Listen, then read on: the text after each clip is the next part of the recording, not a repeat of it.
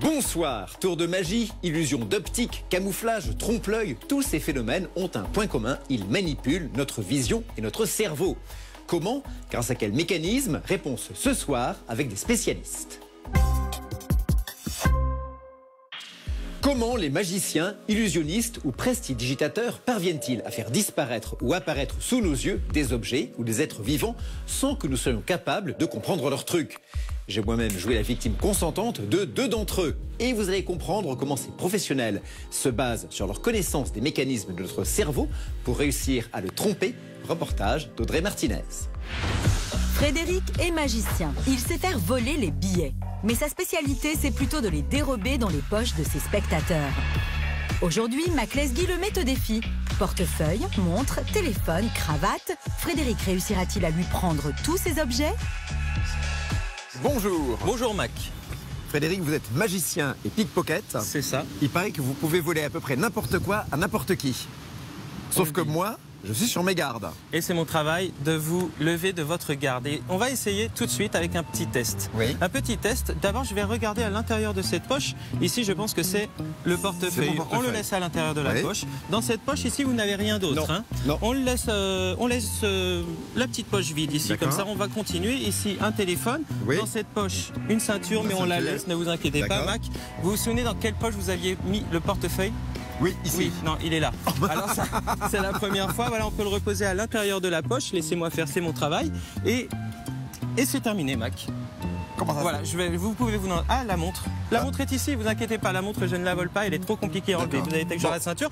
Mais je peux vous rendre... Le portefeuille est ici, vous inquiétez pas. Mes lunettes. Voilà, on avait ici le téléphone.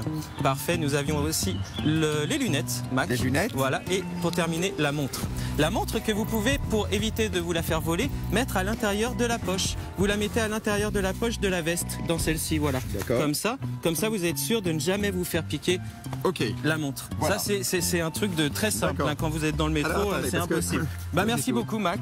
De rien. Et puis, je me souviens qu'en émission, vous portiez toujours une cravate. Toujours. J'adore, parce que c'est la classe, mais aujourd'hui, il faut la garder.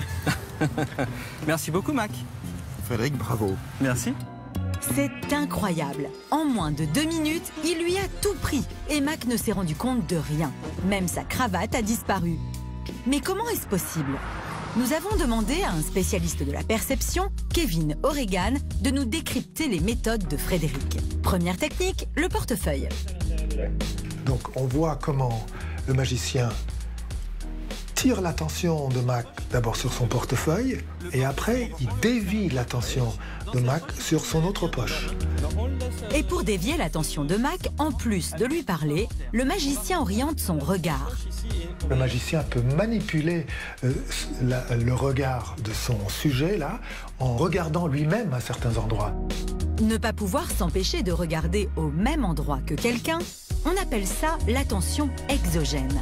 Et c'est ce réflexe incontrôlable de notre cerveau que Frédéric utilise pour manipuler Mac. Mais ce n'est pas tout. Regardez comment il lui vole sa montre. Il tient la montre et il presse sur la montre. Ce qui fait que Mac va sentir une pression sur son poignet. Et la peau a cette caractéristique que quand on presse pendant un moment, il reste une espèce de sensation persistante un peu. Là encore, Frédéric utilise une propriété de notre corps pour nous tromper. La persistance de la sensation du toucher. Une illusion sensorielle qui nous trompe pendant quelques secondes, un temps suffisant pour nous dérober la montre. Mais le plus incroyable, c'est qu'il réussit à voler la cravate de Mac. Il a tourné autour de Mac, ce qui a fait un grand mouvement. Et donc son attention va rater le fait qu'on lui enlève la cravate. Vous l'aurez compris, Frédéric manipule notre attention. Mais comment est-ce possible ?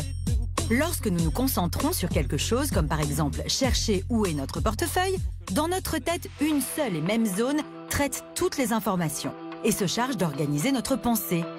C'est le lobe frontal situé à l'avant de notre cerveau.